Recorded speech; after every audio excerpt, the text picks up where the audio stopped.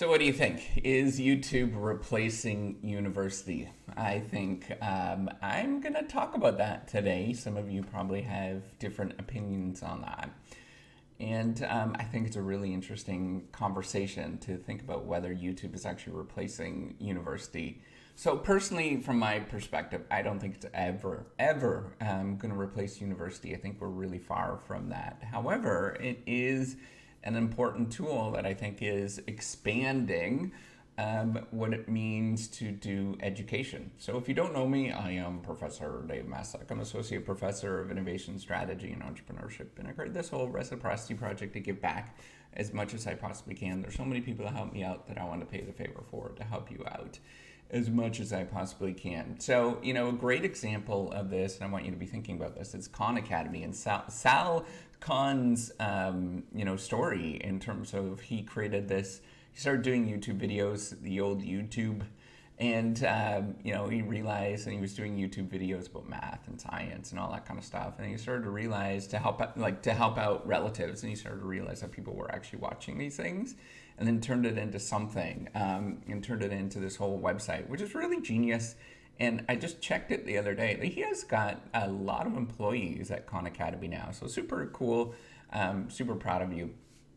I don't think that it's going to be replacing universities anytime soon. There is a lot that goes on at universities that many people are just not aware of, and the critical role that they do is very important. So we've got, what you can think of is this, what you're doing right now and watching YouTube or whatever. Maybe you're watching this on Facebook or whatever. You could think of it as just a medium of information exchange. That's it.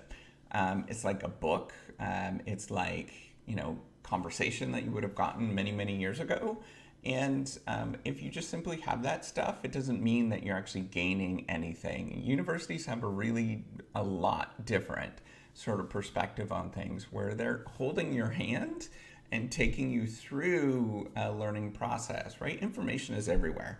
It's never been a problem that we've had access to information. That's not the big thing. I think that there is a component of that, yeah, definitely. But information is we always have tons of it, right? It's never like, oh my gosh, I don't have this book that I really want to read or whatnot. It's there if you want to get it, and you can get access to it. And especially now, the internet is definitely decompressing that. But it doesn't mean that it doesn't mean that we're going to get rid of universities. It's actually making them a little bit more of a critical role, because information is so widely available. We have to have the right lenses to look at this information, and people are not sort of guiding you through. And that's kind of what's going on, actually. Algorithms are not that great for guiding people through the mess of what is appropriate, what is legitimate and stuff. We've seen that, right? We really need to.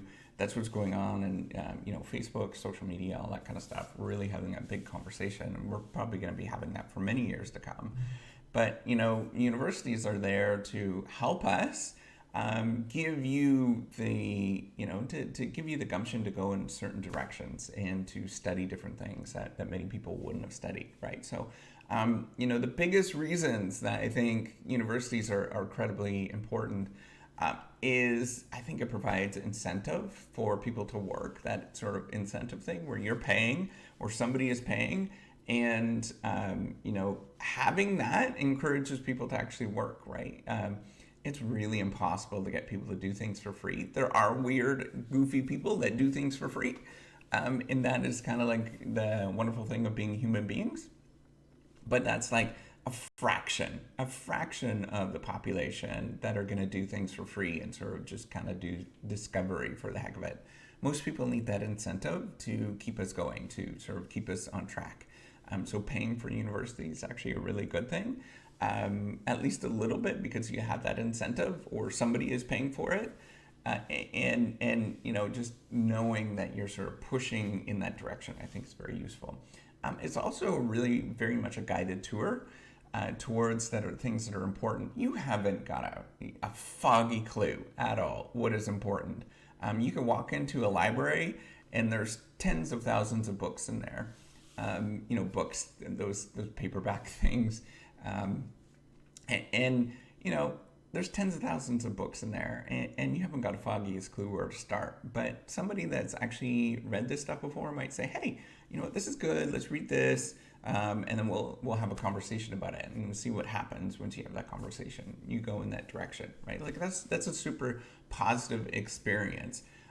Information is always available. The world is information, right? Like it's qualitative information. That's how we process things. You walk around, and we need a guided tour of somebody taking us and saying, "Hey, let's take a look at this." I bet you've never looked at. So every day you're walking.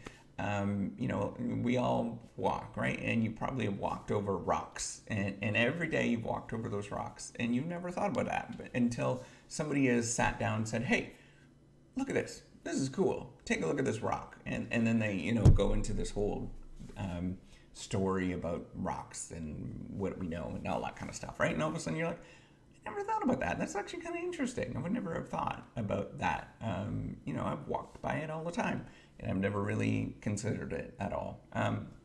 The other thing that's important is you need to be taught how to think, right? Like thinking is hard. And knowing what to think about, what is sort of the key aspects, that's super hard. And the more that you're actually taught to do these things, the easier it actually gets.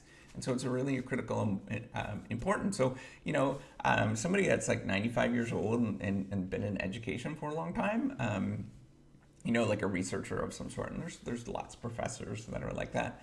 They're super sharp.